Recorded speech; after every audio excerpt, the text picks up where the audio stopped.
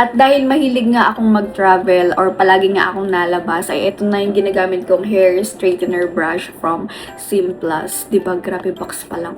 Cute-cute na. So, open natin. Paano ba ito gamitin? No? So, hair brush na hair straightener. So, diba? Pwedeng-pwede yung ilagay sa inyong mga bag. And, ano siya? Chargeable. No? So, hindi nyo na kailangan pang isaksak. So, ganito lang siya i-open. So, syempre, open nyo, hold. Tapos, pag may nilumabas na number, so, double click nyo lang. Ayan. So, makikita nyo dito yung degrees. And, gamitin na natin. Syempre, antayin muna natin mga 1 minute na maging hot. Hot.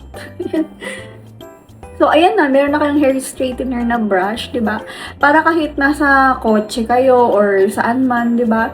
Kung hassle sa inyo magdala ng hair straightener talaga na yung hair iron, 'di ba? Kasi syempre isasaksak pa yun eh. Paano pag walang saksakan doon sa pupuntahan ninyo, 'di ba? And eto syempre, 'di ba, anytime and anywhere nyo gustong straight ang inyong hair, may hairbrush na kayo, may hair straightener pa. Ayan, dual purpose and kung anong gusto nyong style. 'Di ba? Ayan, mas madali siyang maka-straight ng hair. Ayan. Madali din gamitin. Ayan, very handy. Kaya, ayan ang ating Simplus hair straightener brush.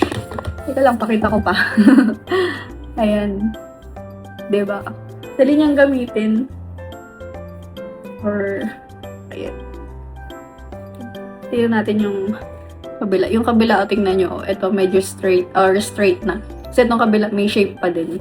So, yan lang yung difference niya. Gumamit nitong Simplus hair straightener brush, tapos ito yung hindi pa. Ayun na guys, ako nagustuhan nyo nga ito is, alam nyo na, check out na yan.